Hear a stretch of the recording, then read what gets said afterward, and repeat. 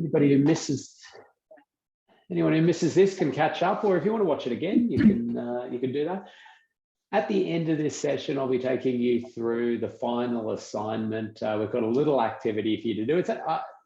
I find it a bit of fun, and lots of other past participants have enjoyed it as well. So hopefully you'll have a bit of fun with it as well, looking at particular cycling safety issues around your local area, and then presenting those back in some creative ways if you want.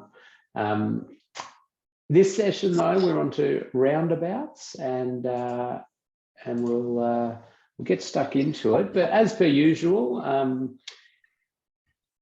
jump in there on the chat. Marissa's behind the scenes having a look. I'll also be sort of keeping corner of my eye out on it, but we will happily answer your questions and delve down any other things you want to talk about around cycling safety. We do have a bit of time allocated in this session to just take general questions, or if there's particular topics you want me to give my insights on, or others in the group to give their thoughts on that. So please, consider that, writing general things in as well. But I do have a fair bit to cover. Now, Max talked you through the protected intersections and had those two 360-degree footage examples of that idea of signalized intersection and navigating that left-turning vehicle as a cyclist. So if you're either going straight through or you're wanting to do a right turn, and that example 1 versus example 2. And I don't know if it's a poll, Marissa, or am I just gonna is there a poll for this, or do I just ask people which they prefer? Oh, you're on mute. Wow. Sorry about that. We do have a poll. Let's have a look. Oh, no, that's not the one. That's not the one. All right. No. So let's just type it in the chat then. 1 or 2. I think it's going to be pretty obvious, but at least check that people are still with me and looking. Okay, that's good. That's good. Thank you. Clear answer there. Yeah, and they're right. Like, the benefits of these protected intersections is great. Now, there has been some studies showing there still is a potential conflict, and sometimes we're not getting great compliance with the vehicle making that turn, but we certainly are opening up sight lines, as Max beautifully described, with lots of stuff in the last session. So we're encouraging that design where you can, and that idea to get the left-turning vehicle with that gap set aside there. Hope those 360-degree footage work for you, and you probably saw Max there chatting away, and lots of good vision if you turn around. So if you can get a chance to look at those, they're worth looking at, and you can get some little design tips and tricks as well from the Alpha Steep protected intersection there. Okay, today's session, we want to talk about now protected roundabouts. Well, we don't talk about roundabouts and bikes all round. Protected roundabouts, multi-lane roundabouts, and local roundabouts. And we do have a lot of different roundabouts out there, and we certainly know that cyclists do not have a great time at roundabouts. From a data perspective, we know that the rate of death and serious injury for cyclists at roundabouts is higher than other intersection forms. That's not the same with pedestrians, for example, where we know pedestrians don't like roundabouts, and it's quite inhibiting intersection form to generate active transport and travel and the like. It doesn't tend to play out, though, in crash data, and I personally think it's a lot associated with the alteration in exposure. Just you don't have pedestrians crossing roads at roundabouts, and they will be a blocker to a lot of pedestrians. They'll either walk down the road and cross, or they're just not going to be out there walking. And cyclists, though, do tend to go through these, and there's quite a number of issues. So we'll try and work our way through these different roundabout forms, and I'll be asking your opinion on different things as we go. So there's more and more guidance coming out for how to cater for bike riders and also pedestrians at roundabouts. There's this traffic engineering manual supplement from the Victorian government was done in 2016, and I like it from the high level perspective of laying out different options and which sort of road scenarios you would be using different or would be appropriate for different ways to try to lessen the risk for cyclists and pedestrians at roundabouts. But it doesn't go into a huge amount of actual technical design detail. Austroads has this document, which came out 2017, which is the bicycle safety at roundabouts, which starts to give us more information and some of the key principles that we'll be delving into today. So they're worth having a look at if you're in that space. I'll take you through some examples, and we'll jump around different countries and have a look at how they approach this. And of course, we'll put up some Australian examples as well. So I want to actually start at the gold standard of a roundabout for pedestrians and cyclists. Thinking about cyclists, obviously being the cycling infrastructure course, but we're also catering for pedestrians really well in these situations. So before I jump onto those protected roundabouts and the specifics of it, let's just have a look at this diagram and try and understand which, I suppose, cyclist of A, B, or C is in that position you're most concerned about in terms of their safety. Now, I think this was the poll, but we maybe have already played the poll, so it won't be able to play again. Depends, I suppose, Marissa, if you're still there. No, that's... I'm here. I'm here. Yeah, so I think the poll is done, isn't it? Because we've already displayed it. I can relaunch. Oh, you can relaunch it. Well, people are starting to pop it in the chat anyway. But I like the polls. They always get us interactive. There we go. And people can freely guess without having to put their name to it. So I think we've got a fair few answers already on the poll. Yeah, we do. We do. That's a good group. Get some good answers in there. Oh, great. We've got 100%. All right. I'll share the results. Thank you. Okay, we do. Looks like they have a bit of a mix. And that's good because there is risk associated with each of these cyclists. So we don't like that position B, and a lot of you went with that. It's outside. We actually have vehicles like this one trying to squeeze past cyclists. So that's a risk that sometimes, well, it's definitely not sort of well highlighted in this artistic diagram, but that squeezing past is an issue. So the advantage of C a little bit is to try to be a bit more claiming of the lane. We have this dynamic visual obstruction issue for the yellow car where they're not able to, so the purple car here is blocking that sight line completely. So C will find itself in danger from that perspective.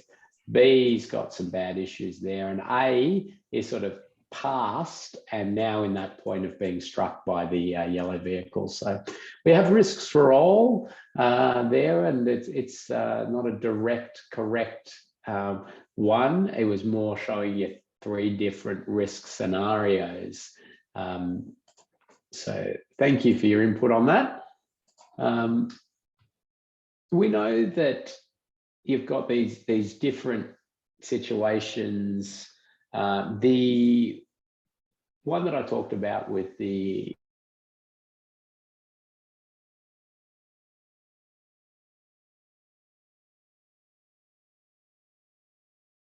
entering motor vehicle versus circulating cyclist, and that was kind of that C or all of them were sort of in that, where we've got the vehicle coming through is our major area of concern.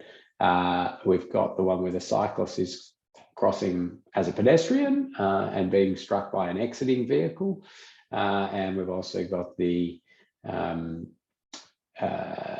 motor vehicle, the exiting vehicle versus a circulating cyclist, which 2-lane roundabouts, yeah, we do see a bit of that. So some interesting sort of just crash numbers. And Marissa, do jump in if my internet goes bad. Something popped up for sales, had unstable internet, so hopefully you froze up for about 5 seconds for me, but it was a pretty quick freeze. Okay. Yeah. Okay, all right, well, just jump in and tell me when it goes bad, and Will do. I'll take over. I'll repeat things if I need to. Okay, so let's go with, you know, some amazing stuff here out of the Netherlands. The Hovenring, some of you would have seen it. It's a dream, isn't it? We'd love that. Look at that amazing cycling infrastructure. And to a degree, I think we should be aspiring to some pretty significant cycling infrastructure if we are going to attempt to maintain these high volumes of vehicles through these major arterials, and also genuinely want people to ride bikes. So often we find these large arterials across Australia where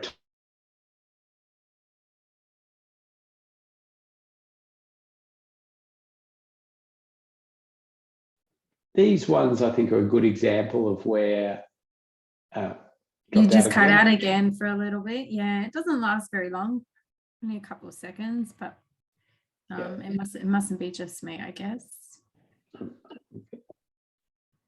Okay, I'm thinking about trying something. I may just drop out for a second here, okay? No worries. Still with us? I'm still here? Yeah. Okay, I've jumped to a Wi-Fi as opposed to the cord, so hopefully that works. Fingers crossed. Yeah, so I was just saying that we can't expect to genuinely get much of our population riding bikes if we require them to navigate these major arterials and cross them. And we will see the trauma associated with it. So we need these fundamentally big investments if we are going to try to prioritize multi-users in these areas. It's just very hard to do otherwise. So that's the Hovenring in the Netherlands, and it's a very iconic one for the cycling infrastructure industry, as we like it. Now, let's though get to 1-lane roundabouts and that idea of protected roundabouts, as I was going to talk about. Now, the idea of a protected roundabout, and it's a term, I mean, it's got lots of other terms, sometimes called a Dutch style roundabout, but protected roundabouts generally what we call it in Australia and New Zealand. The idea being that there's some sort of separation between the bike facilities and the circulating carriageway for vehicles. And then, of course, there's going to be a point where that crossing needs to happen, but that then is where priority is given to the bikes through there. So I'm sure a lot of you have seen these and you're familiar with them. Some people, this might be a little bit new. So I will sort of show you a number of examples of them, and then we'll delve into some of the design specifics of how you can get the most out of these. What are some key features? So I think this diagram does it well. It is a US diagram, which has been flipped, so we can sort of get our head around it. You can see here that we've got the area completely separated from vehicles, which is nice. We have the bicycle crossing component. We have the pedestrian crossing area, which is separated from that bicycle. It's not a mixed zone there, giving the cyclist sort of that freedom to continue on without trying to avoid pedestrians as they're crossing or circulating. So that's an important one. You can see there that we've got the vehicle giving way to pedestrians and cyclists. And you can see there the storage area. That's kind of an important feature of these roundabouts, or it really enhances the effectiveness of them for multiple reasons. One, we can still sort of move some vehicles through the circulating carriageway. This vehicle's not blocking that. It gives that little extra bit of time for the vehicle have exited the circulating carriageway to look and give way. We want them to be doing that the whole time, but it sits nicely there. So about 5 meter setback is a pretty good rule of thumb. It's going to cater for a car, and you're not then pushing cyclists too far off their desire line.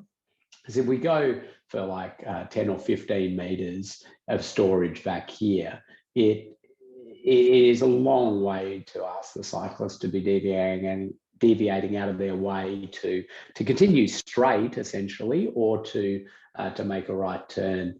And you'll just see more and more take the circulating carriageway instead of utilising that. So about 5 meters is a good rule of thumb. A few other interesting bits and pieces there. Of course, we're going to have a conflict point between pedestrians and cyclists at this crossing point. And so we've alleviated a lot of issues associated with bike to vehicle crashes. We have introduced a bit more bike to pedestrian crashes. So this area should be well considered when you're designing these, and I'll show you some examples shortly of things that can be done.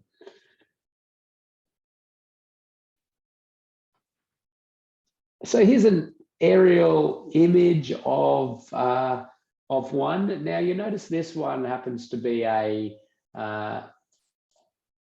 bidirectional one, which adds a degree of complication to this, and actually is requires much more cognitive awareness from the drivers to be, not sort of looking both ways. So we really need to be quite focused on speed calming of vehicles on the approach to these conflict points, so they're really looking both ways.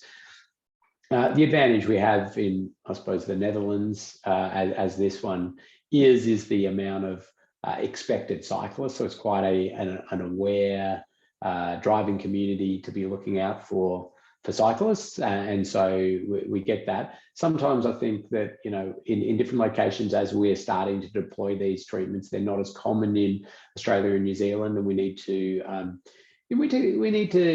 cater for that in our design as we start to roll these out. And we may look at extra calming features and slowing vehicles down at these conflict points, so we can really ensure the safety. So you can see this one's quite this is a fairly hefty setback, but the advantage of the dual lane facility means that if somebody, a rider, for example, is coming up here and they wanted to get, going that way, they can do it via sort of that move rather than having to go around the whole circulating carriageway, if as it would if it was a one-way style treatment. So these are sort of fairly urban environments, 60 and 50 in the Netherlands, probably more in your 50 km/h environment. They generally dampen speeds down a bit lower. This one's a bit more in the outskirts a little bit, but you can see they heavily invest in their cycling infrastructure, as you know. And you can see sort of in the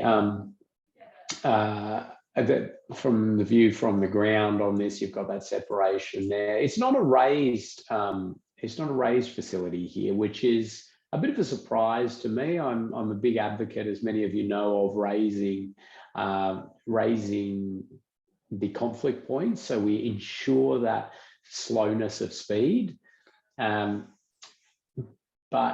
again, I think it slightly takes into account some of the driving culture and the expectation of cyclists crossing, and the heavy deployment of this type of roundabout in the Netherlands. Whereas I think as we start to roll them out in Australia, we've got to be very careful that these aren't new, and I think we really need to be rolling out this sort of stuff to ensure that we've got that good, safe ability for cyclists to get through roundabouts. And I think we should just be traffic calming the vehicles on these approaches, as I'll show you with some examples shortly.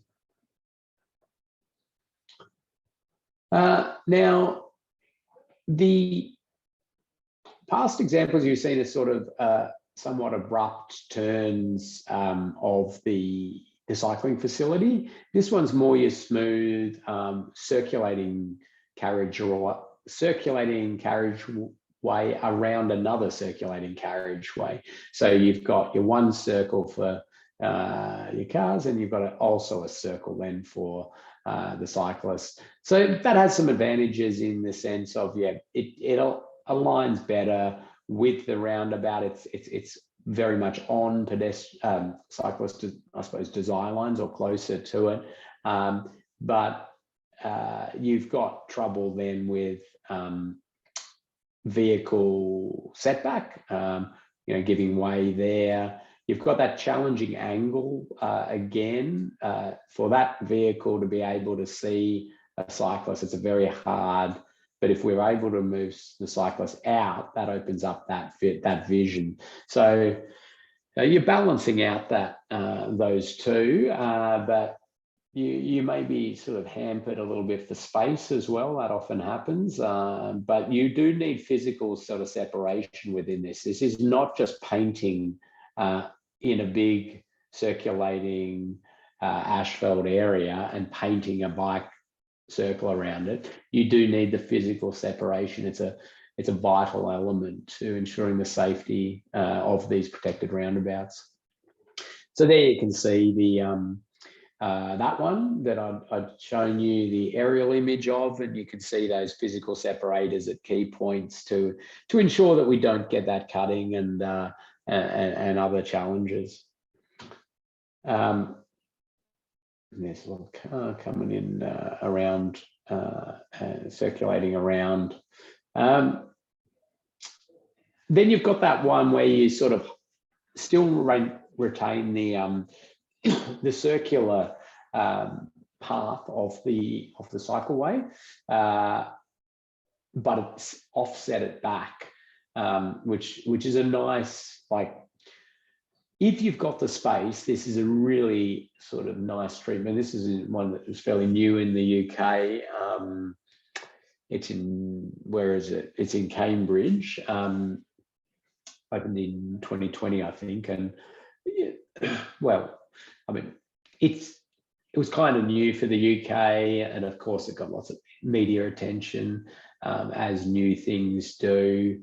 Lots of people coming out as disliking it, but also lots of people liking it. And you're going to get that disruption when you put your first one of these in your jurisdiction, and you'll have people, complaining about it. And that's the nature of doing something sort of new and changing and improving something that has been deficient for a very long time, but caters for a certain portion of the community. And we're trying to improve things, and we're trying to make it better. It will come with people who don't like it, but we have enough evidence from around the world now that these are really a good safety feature for cyclists and pedestrians. They encourage active transport, and in situations where you want to encourage active transport, these sorts of features are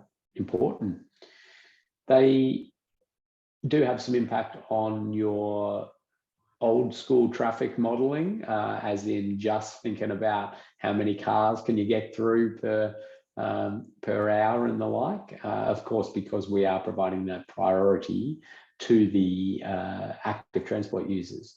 But this is where I sort of talk a lot about, well, if you're a local government or even a state road authority, what are your strategic objectives? And if it is to get people on bikes, and if it is to get people more active, healthier, then compromises are going to be made for one road user in certain situations like this. We can't do everything for every road user, and look back to your strategies as to which one you're prioritizing through the area.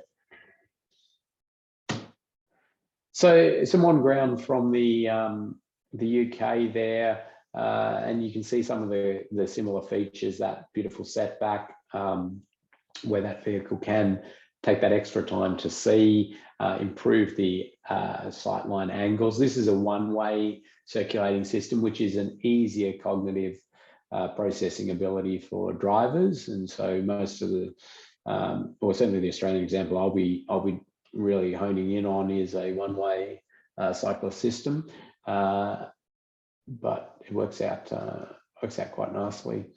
So the two-way systems, as I said, the Dutch do it, and they do it quite a bit, and it just adds that extra element.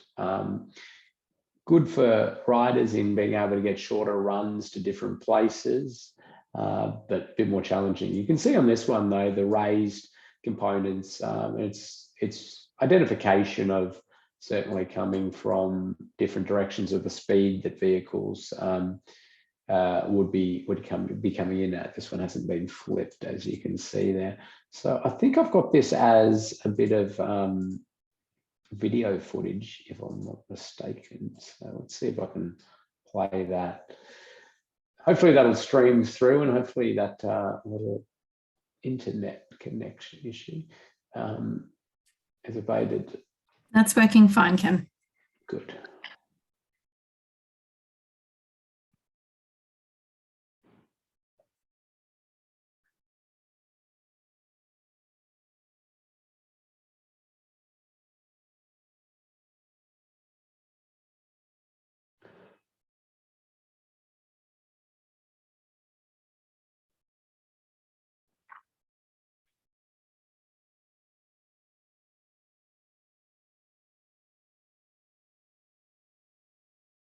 So Hannah's asked a good question in there around the width of the circulating carriageway. And this is always something, I think, when you look at a roundabout in an urban area, often you wonder, why on earth this is so wide? You can almost fit 2 cars through these. And I think in this vision here, the answer is probably there.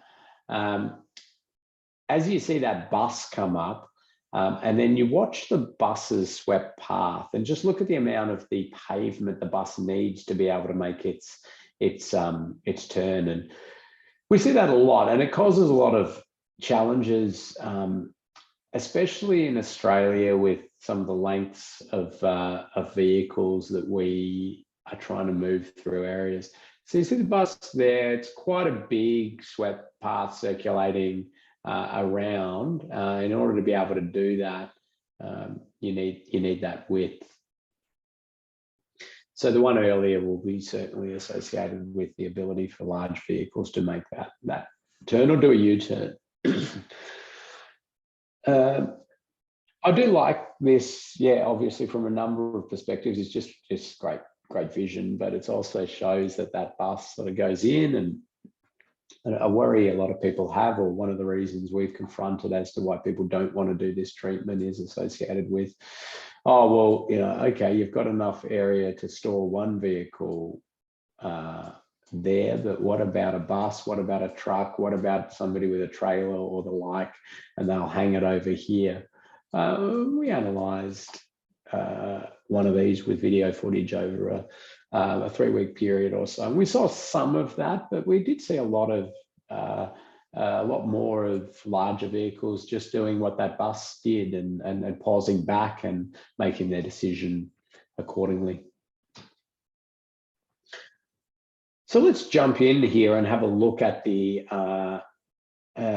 Moray Street one in South Melbourne. Many of you may know this one or have seen online bits and pieces of it. So this is the before, obviously. And you can see there it's a very traditional way of trying to cater for cyclists at this one-lane roundabout. Again, quite wide, but it's all about circulating an articulated vehicle there. The bike lane on the pushed out to try to, in theory, get cyclists as far away from that car as possible. And this sort of thinking has been moved on. We don't do this sort of thinking anymore in our designs for a number of reasons. One is that vehicle trying to squeeze past. The second is for a vehicle approaching here. You want to try to get cyclists into either positions that they're very obvious to this driver, so that they give way, and ideally sort of central in the lane. There's a little bit of a phenomenon, and I think I've mentioned it to a few of you before: look but failed to see, or look but did not see. And that is talked about quite a lot with bikes at roundabouts, where a driver with clear sight lines will look to the right, and a rider is coming along, and the rider continues in with right of way, and the vehicle strikes the bike. So not a dynamic visual obstruction issue, which is where you've got vehicles sort of blocking those sight lines and the like, and simply it's all open, it's all clear, but they don't react. And one of the contributing factors was associated with positioning of the bike, and the further sort of lane side they were, the less aware drivers were that that's something they've got to stop for. I mean, I think this is all subconscious thinking. Consciously, if you ask them those questions, they know the answer, but it's just that time for processing and the like. So positioning was one factor there. There's also a lot of discussion from the behavioural psychologists and human factors experts around saturation of bikes. At what point of bike activity do drivers start to tick over to be looking for bikes as well as cars in these particular situations? So the more sort of people we can get out there biking to a degree can actually have a wider safety benefit. It's a very hard thing to tangibly put numbers to, but that's the theory at least. So the roundabout here goes to a protected roundabout in the after scenario, and you can see it's not a circle as such. It's got those more distinct patterns of movement in it for a number of reasons. Bike facilities, bike lanes coming up on the approach to it, and you can see the circulating carriageway inside the pedestrian, and then the conflict bikes between pedestrians are for as a bike exits. The same way it is for as a vehicle exits as well. They have their conflict at that exit point as well, and the entry point. Entry points are often easier, just the sheer sort of time you've got and less complication for a cyclist or a driver. As they come out, they're often, they've had a short period of quite a lot of activity going on, looking around for stuff, things happening, and then cognitive load levels are higher, so that's a bit more of a challenge. But we'll delve into some of the design specifics of this one, and then I will pause and see whether people want to make comments or have specific questions around the design features of this for an Australian context. And I'll also, I'm very interested in other jurisdictions outside of Victoria and practices and particulars around things like road rules and the like that may either inhibit this or make things easier. I've got a few thoughts myself, and certainly seen some really good practices in other jurisdictions, but quite interested in that. So the setback is certainly there for a vehicle, and you can utilize some of that wide pavement area where we know there a propped vehicle, if you did have a bus or something coming around, there would be not enough room for that bus to circulate. But the chance that a bus is going through at that time is sort of low. It will happen, but we're kind of okay with that. So we've got that. The lead in, I'll talk about this later, associated with bike lanes or protected Copenhagen style lanes. Certainly the protected lanes gives you a wonderful ability. So if you've got bikes coming there, they have this sort of free, fairly easy and free choice to go into the circulating carriageway or to take this path that we encourage them to do their sort of right turn, that path. Or they can come in and battle it out with traffic and go through. And we saw about, with these scenarios where you've got, they're not protected lanes, they are just normal bike lanes. We saw there's around the 80% of cyclists use the bike facility. And the other 20% just went through the roundabout as though they were a car. And I mean, I think you'd probably be able to guess the demographics of which types of cyclists go through which, and certainly are like the clad cyclists and the like were definitely in here. And as you got to more commuter style cyclists were going around, and definitely as you got to kids or parents with kids, it was very much taking the circulating bike path.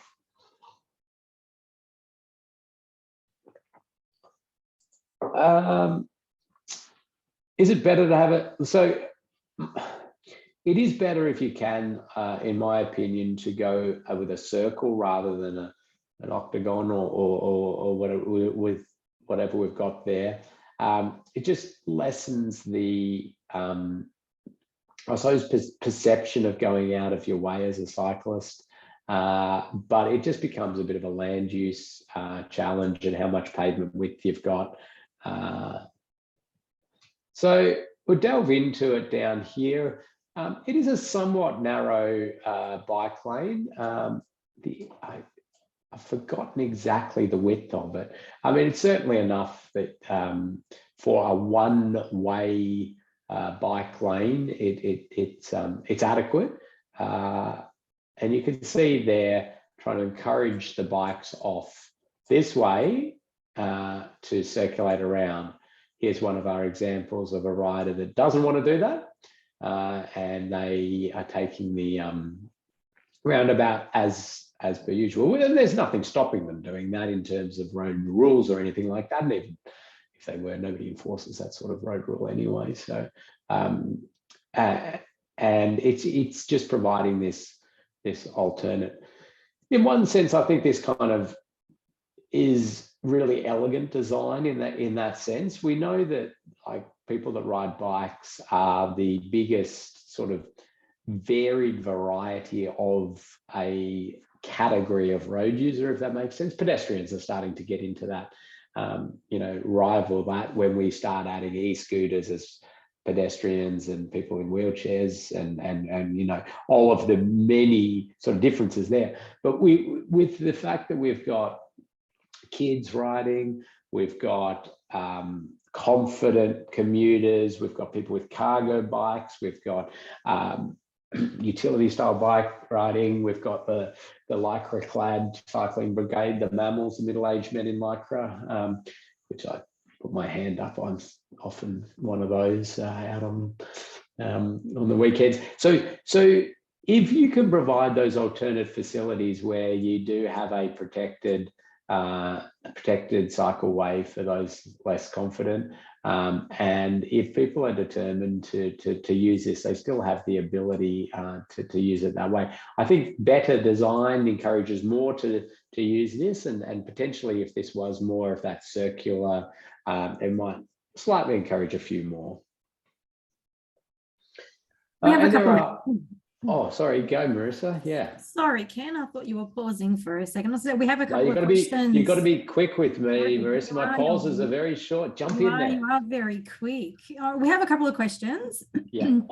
Just on the previous slide, were there already high cyclist volumes that led to this, or is it a build it and they will come type scenario? Yeah, this is a bit of a unique situation with the Metro Tunnel station being built and a diversion and an attempt to divert a lot of cyclists down this way during long construction periods and the like. So it was anticipating an increase due to some major roadworks and trying to encourage cyclists down this way. So that's why this one got that attention. But certainly I'm really grateful for that work that was done and that opportunity that was taken by the City of Port Phillip and John Holland and the Metro Rail Authority, or whatever they're called, because what it did was sort of broke the idea that this was only a feature for Europe. That you couldn't possibly do that. Australian drivers wouldn't understand it, and all cyclists wouldn't use it. You need that first one to be able to point to say, look, it's there, it works fine, it's operating beautifully. We've done some evaluation, as I mentioned, on it, lots of other good information coming out about it. So it's something that we can now all point to, which means it's easier for others to go in. And we're seeing them starting to roll out now a lot around Australia and New Zealand, lots of designs, lots of ones starting to be constructed. And even nice to see some of them in greenfield sites, like there was a big new sort of subdivision in out Caroline Springs area where they from the get-go started designing these and putting them in. I know Toowoomba City Council up in Queensland has got some really wonderful designs for deploying, I think, 5 of these in a town centre. It's sort of like a satellite town off Toowoomba. I can't remember its name. So we're seeing some great stuff coming in. Ken, we have a comment from Sanam. The width of the bike lane looks narrow within roundabout. Not sure if that's applicable to this slide or. Yeah. So that's right. That one, I think, for a one-way system, it's not too bad. It does look quite narrow. It's good to get out and ride it, and you'll have the luxury of being able to ride it from your desk because we've got you nice bit of 360-degree footage of this one, so you'll be able to have a look around. But yeah, if you're in Melbourne, head down there to South Melbourne, Moray Street. And if you ever come to Melbourne, and if you're not from Melbourne, let us know. I'll take you for a ride, and we can go ride all these and some other cool infrastructure.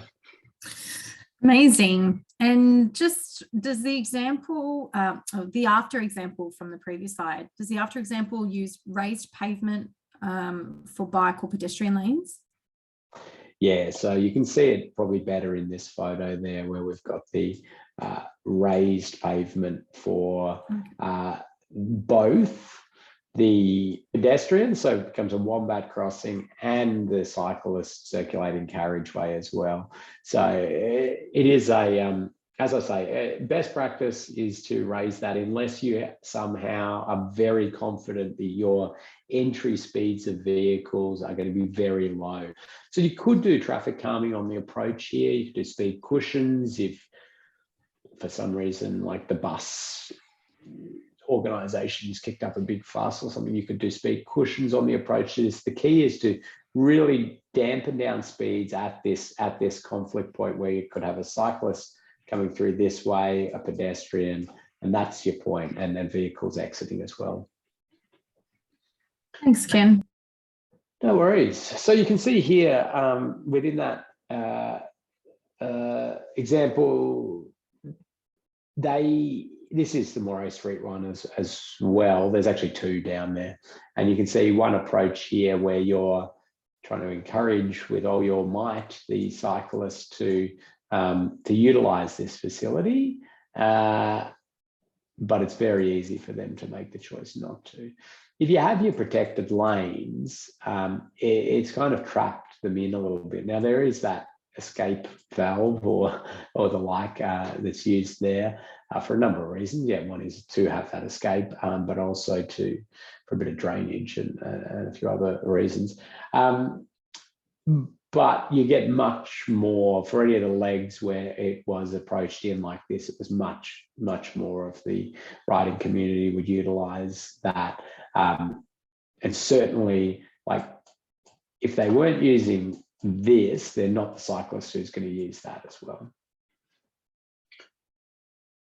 So I suppose the other thing, I'm just going to go back here. I don't have the best photo of it. It's over here. Is the sign used for this treatment and how we need to think about this.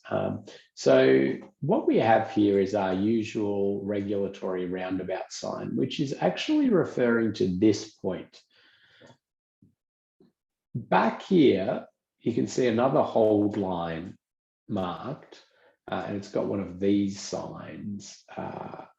And that is essentially designating this area as a road. Now, the walking legs are designating for this as a raised pedestrian crossing, a wombat crossing.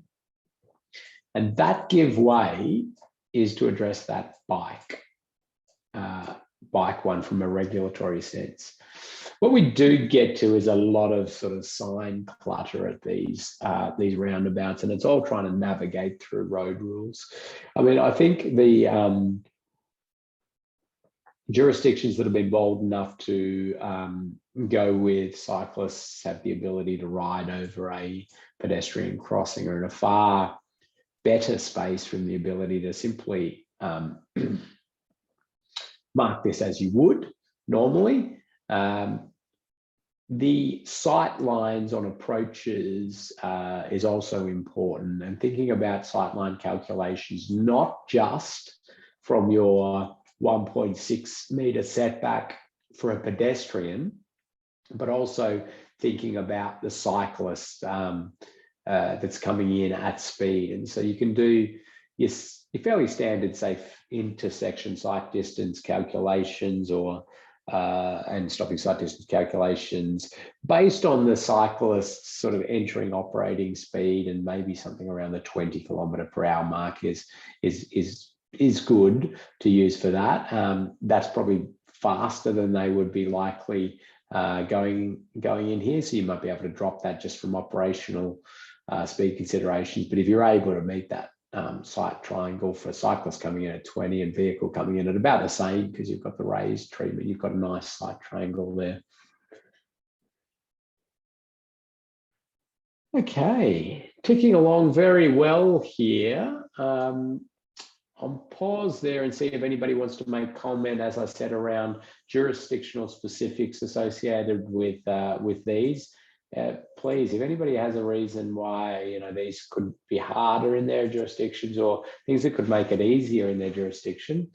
One I have not yet sort of seen done in Australia would be this arrangement, but with a shared path yellow marking. So now you're going to then have conflict between cyclists and pedestrians through the circulating carriageway. That's why it tends to be done like this. But I think it presents a less, visually heavy sort of thing for a driver as they approach. But okay, looks like people are fairly happy with that. So I'll keep ticking along. This will give us plenty of time to explain the assignment to everybody, I think. I did have some time allocated here to answer questions or take comments on this. Drainage, another factor to consider here. Obviously, with anything raised, you need to think about your drainage and how water is going to get through that. And it's a sort of case by case one.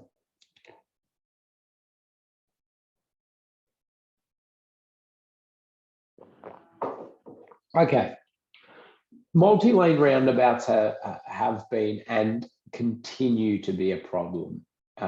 This is where I started to come back to the Hoven ring at the start of this presentation to say that we struggle to provide any sort of reasonably safe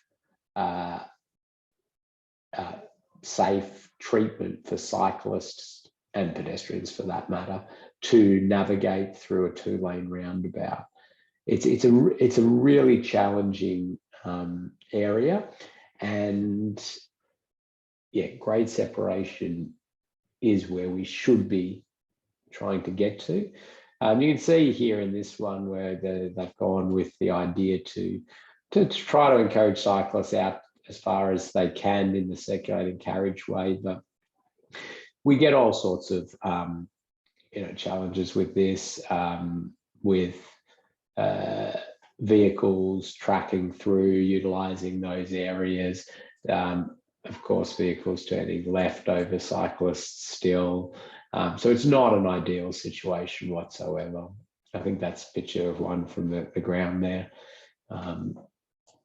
Dual aspect signal linking to the Bridewell level crossing, in case you're wondering why it is a signalized roundabout. So we really, we're not happy with these arrangements, and I'm just going to jump to another one here. Yeah, so better is to get cyclists off the road. Now, we do face challenges here where you're going to cater again for a lot of the cyclists, but you are going to have some that still want to take the circulating carriageway, and that is more concerning because of the speed and the fact that there really is no separation. Mind you, that separation there was a bit of a false safety impression, where cyclists felt a bit safer but actually were in just as much danger as if really there is nothing and they're sort of out there claiming lanes. But the idea is to move the cyclists off and have these crossing points. Am I going to let my 8-year-old do this? Absolutely not. So that immediately shows you that it is not really a good cycling treatment. And we're trying to have the cyclist has to wait and guess, oh, okay, they're turning. Is this one? Oh, turning? Are they going to come through? And you're having those real guesses, and it's quite an awkward scenario. We also have the challenge here: if a cyclist is coming up here and wanting to do a right turn, it's just a hugely problematic thing. They are either going to, of course, go in here, pause, wait, and get to there, and then go across. Then they got to do it again. Then they got to do it again, and then they're finally at the point where they can continue on. And it's just very, most cyclists will just not be riding through these areas. So we can't expect we're going to get people actually riding bikes, but the confident cyclists are not going to do that. And they will either claim through the lane to get to the right here and act like a vehicle, or they're coming down here and then they're making awkward sort of pauses at these locations to wait for gaps to be able to dart out there. So I hope you're able to follow my scribblings of a madman on this slide. So I don't have great answers for you on this. I mean, we want to encourage cyclists at this point, so potentially a little bit of green paint there. Just not the traditional use of green paint.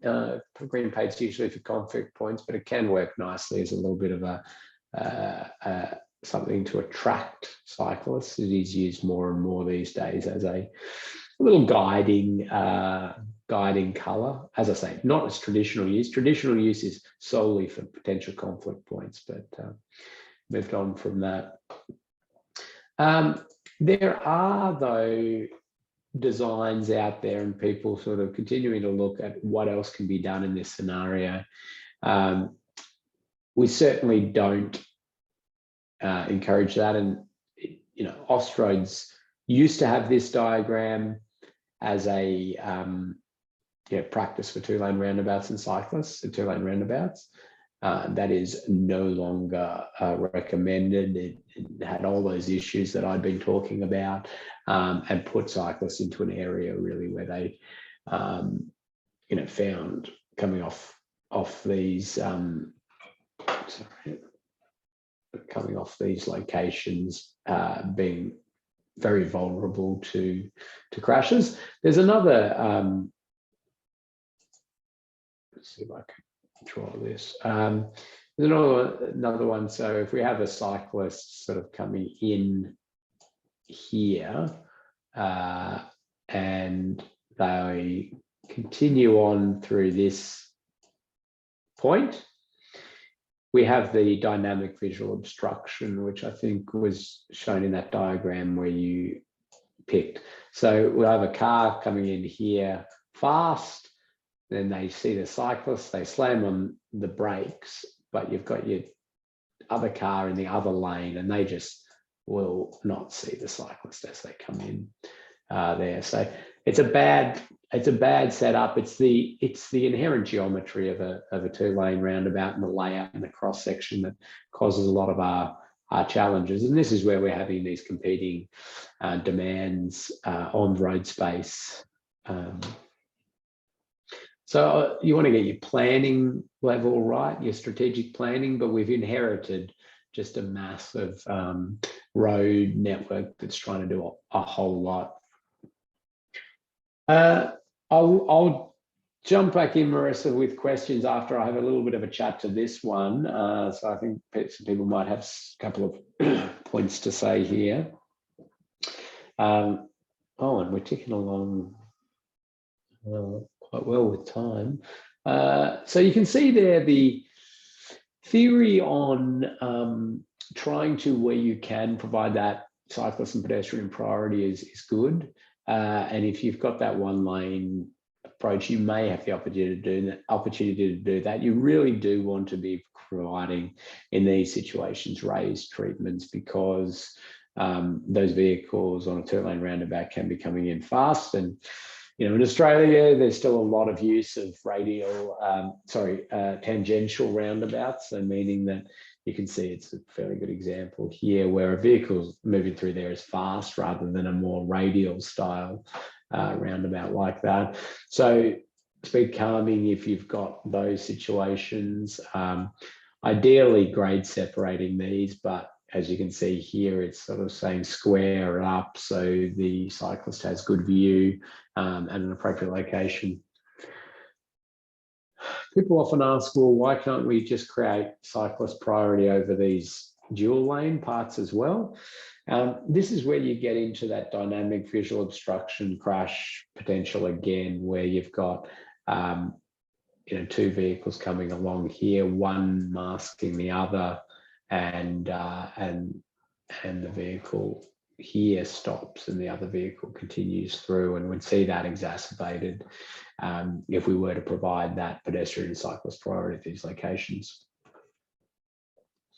Signalising roundabouts is an option, and I think that is an underutilised feature, but we can do it. We can signalise roundabouts and get a lot of benefit, and it can have particular road user call-ups. Were there any questions there, Marissa, before I jump into this local road? Yeah, we do have a few questions. Just a comment, very scary from a cyclist perspective to turn right at one of those roundabouts that you showed previously. So thanks. Yes, definitely, Hannah. Is flexible W beam worthwhile between the off-road cycle lane and the traffic lane? And I think part two to that is particularly where it is a merge with a SUP as opposed to a standalone cycle lane. Yeah. So the general answer is yes. You'd like separation of vehicles and vulnerable road users when vehicles have any sort of speeds is going to be a good thing, and using some sort of flexible W-beam or W-beam back-to-back system is going to be good from that separation perspective. Where we start to get into challenges is as we approach intersections. Number of features there. The end terminal of barrier systems, you're going to have to think about your positioning of the end terminal, the width of the end terminal, and space becomes a bit of a challenge. You can't fit a barrier system in these sorts of areas. There's not enough length to anchor the system, the barrier system, and to have it there. It'll be more of a hazard there than anything else. If you were worried about vehicles leaving the road at these locations, more of your bollard systems are more appropriate, like a flexible bollard system, OmniStop, or whatever other products are available. You just don't have the length for a barrier system there, but certainly on your lead ups and the separation, you can do that. Be mindful of sight lines though. While they're low, you don't want to impede sight lines of a pedestrian crossing or the like as well. Thanks, Ken. And just one other, is it possible to create a cycle path within the roundabout itself? Yeah, so again, I mean, you can, for a two-lane roundabout, it's the old Austroads way of doing things kind of did that. If you wanted to add, separators in there, you're helping out a bit, but you're still left with some of these inherent risks of dynamic visual obstruction. You have the challenge of, cyclists, really not being seen, and then they get to points and they're making judgment calls as to whether they can jump across there without a vehicle shooting past them. So in theory, it could help out a little bit, but the inherent issue is really very much still there for these two-lane roundabouts. Thanks, Ken. That's all the questions we have at the moment. Great. Okay, let's do a little bit on local road roundabouts, and I think we've got one of Max's favourite little questions to ask. What's wrong with this photo? Mary can disappear there. What do we think? Type a few things into the chat. Marissa, has Max been given out enough prizes? Do we need to up the prizes? We've had a fair few prizes given out for the last few modules, but I think we might need a few more today. Okay. Well, Hannah, Shelley, Karen, and they were in, and Matt were in the quickest. And Shake.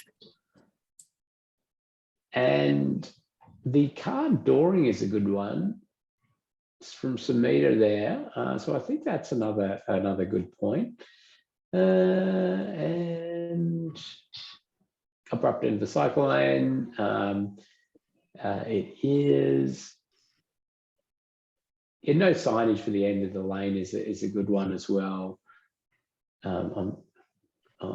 So I'll leave you, Marissa, to work out. Lots of prizes could be given out there. So lots of things there. Actually, I will give a prize to anybody who can tell me where this is. It's very specific, actually. I stayed in that hotel there, and I sat there looking out my window at this roundabout here for a long time, because it's a peanut roundabout, which is sort of like two roundabouts with a bit of a connector to them. Anyway, I don't think anybody's got this one. It's very specific. You'd have no, Brisbane, Gold Coast. No, a long way from there. It's down in Tassie. It's in Launceston. No, it's not in Brunswick.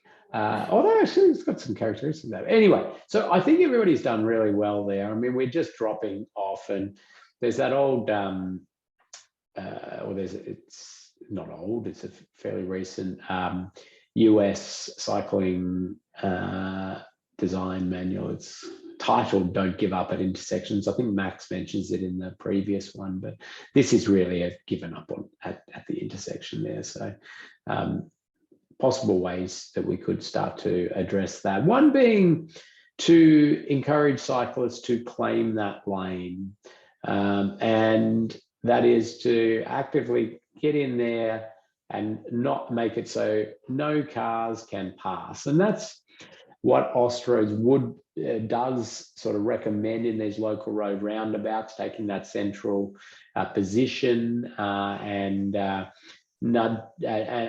ensuring that you're in a good visibility position for any vehicles coming up from the side, that you can be seen, and no cars trying to sneak past you. So, and there are lots of challenges with this. Again, I find it, I would not be letting an 8-year-old ride in this manner on these sorts of roads. It's just not what we're going to do. Yes, it's going to cater for quite a lot of cyclists who will have the confidence to do that. One little tip in a design perspective I always like to push here is to put a speed cushion about here. It's because that point of merge is a point where the driver will be pushing, some drivers will be pushing to get ahead, or like that. It is a point of conflict. We know it is. The addition of that speed cushion at this location makes it very much sort of clear that the cyclist is getting this unimpeded flow through. Now, just make sure you've done features sufficiently so that the vehicles don't sort of go around it into the cycle lane. So you might do some Chemflex paddles or something on the lead up, or if you've got the width is constrained enough, it can work well. But I think it's a neat little thing to significantly reduce that that particular conflict, and it lets the cyclist often get out there in front nicely.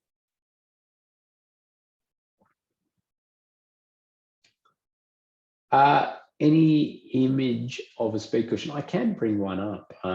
Surely, I don't think I have one in this presentation, but I can certainly dig one up.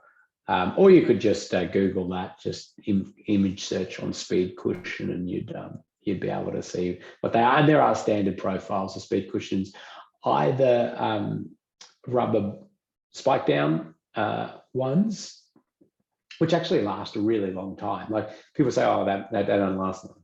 You can get 10 years out of those things on mediumly trafficked routes. But you can also do asphalt ones as well. I like to start with a temporary one anyway, just see how it's all performing. So the Sharrow is there. It's a sort of shared arrow is what the term stands for, and it's meant to be that point of the road network where bikes and vehicles are sharing that road space. Yeah, it's getting the theory is not bad in terms of that claiming the lane perspective, but it's getting a lot of flack from the cycling community these days. Sharrows, it's a bit of a lowest form of control type, treatment, and I have a bit of agreement with that. It's not the best safety feature. As I say, I reckon the speed cushion there is going to do a wonderful job. It's good they've got a speed hump there to sort of slow people into this roundabout. They could go fast, but I would say back there, and then activating that point where they can come in would have been a better scenario. Also would have been more on a straight. I don't particularly like raised treatments where a vehicle is turning, if you can avoid it. And another one there, you can see the Sharrow pushing cyclists out there. Okay, that was pretty much the content I wanted to get through, and enough time to answer any other questions, but also show you in the learning management system where you can find the assignment and you can do things. A couple of ads sort of from around the world there. Look out for cyclists. The Red Cup project, which was people putting red cups out on the road, I think filled with like tomatoes or something, and just filming and seeing how long it lasted before they were squashed, and just to try and highlight that. There you go, there's some of the tomatoes squashed in there very quickly, showing how much encroachment there is on cycle lanes and the like, and a little bit of tactical urbanism in its original form of in the US. Somebody just decided to buy a whole lot of plungers and glue them down to make their own protected cycle lane. I think it's quite funny. And I think this one was out of Scotland, which was see cyclists think horse, which is an interesting way of approaching it. They had to take this one down for the community pushback on riding too far into the road, not wearing a helmet, and all these, little bits and pieces which are not really major issues. Of course, you've got the protected roundabout and then the old style of roundabout there, both to look at from the 360-degree footage perspective. We don't have another session, so you won't be able to feed that information back, but I'm sure you'll see the much more luxury of riding through those ones and the safer atmosphere you provide. So watch those if you want. And a little added bonus, which I don't know if Max mentioned, is that we have provided you with a whole lot of different scenarios. I'm just grabbing the learning management system here. In the resource calendar, of cycling infrastructure. So basically, we just love putting our 360-degree camera on our head as we ride around, exciting infrastructure, good, bad, the good, the bad, and the ugly. And so we've given you this library of different features, different scenarios. We've given a little emoji rating to them. You can rate them as you like, but you can click on any of these. And it's good if you're planning one of these, designing one of these features, or you'd like one, you can click on it. You can jump in there and, is it gonna, where do I mute? Yeah, oh, you know the little trick, I'm sure Max told you, you want to go to maximize your quality there. That's why it's potentially blurry, but you can then, it's nice and crisp now.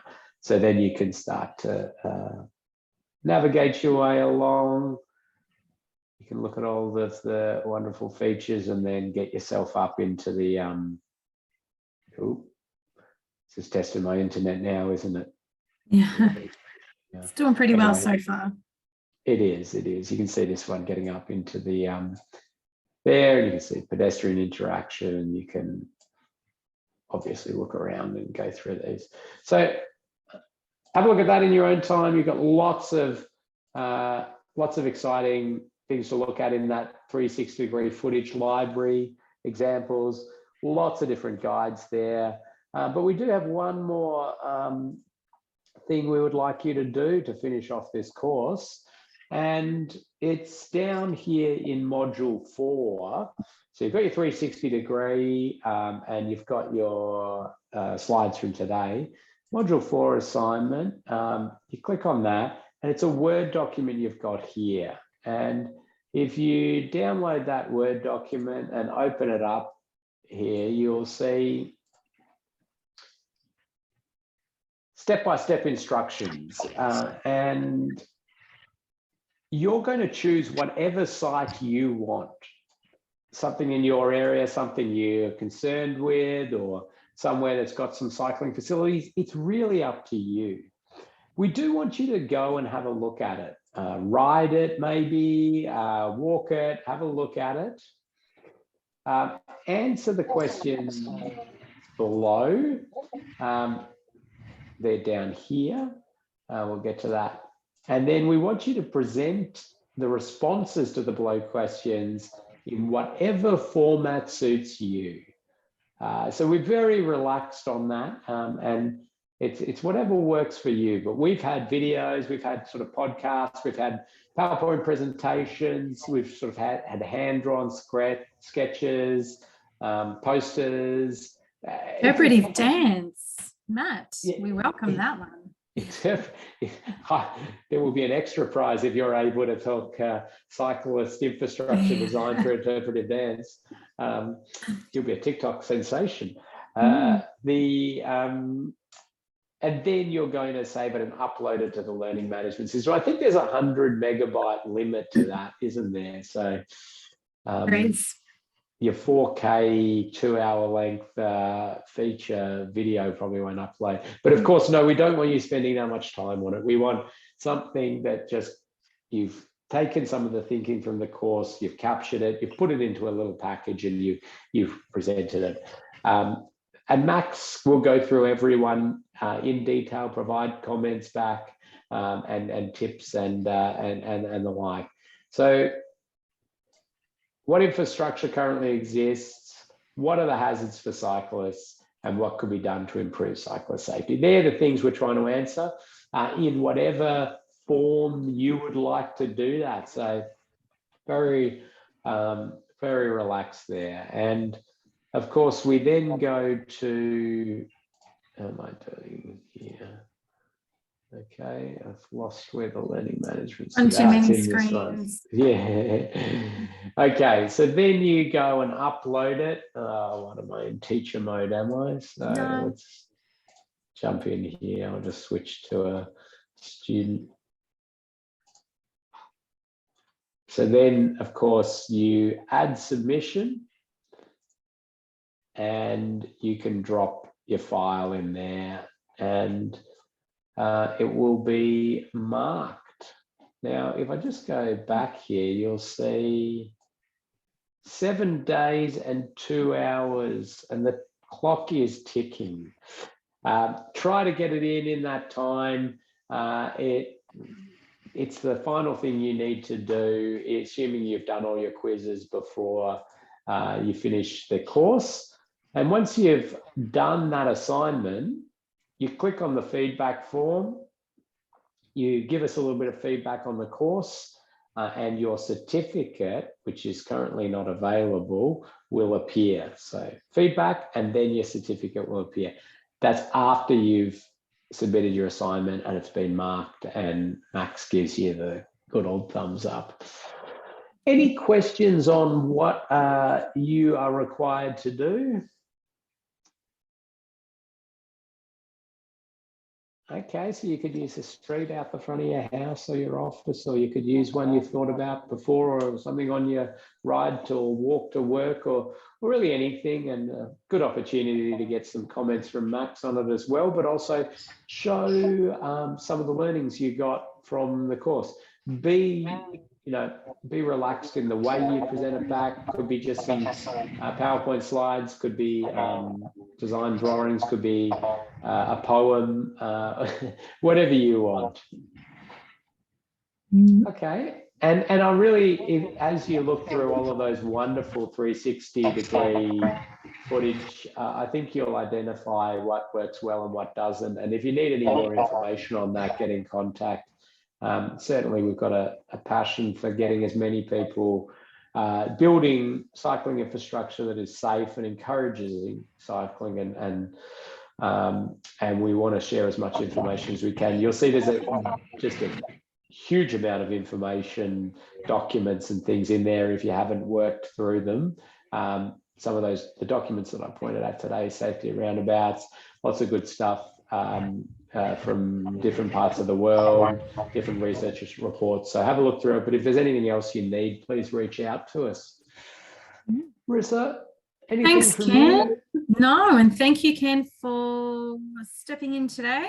We appreciate the guest appearance, and thanks everyone for your participation over the last 4 modules in the last 2 weeks. Yeah, as Ken said, any questions, please shoot us an email. Yeah, we're here to continue to help. So if you did have problems with the assignment, either your time, you need more time or the like, or you've got technical questions, get in contact. And yeah, we've got a variety of other courses available if you are looking to continue developing capability capacity in road safety engineering and auditing, raised crossing design, which is one that I love presenting. Please have a look on our website.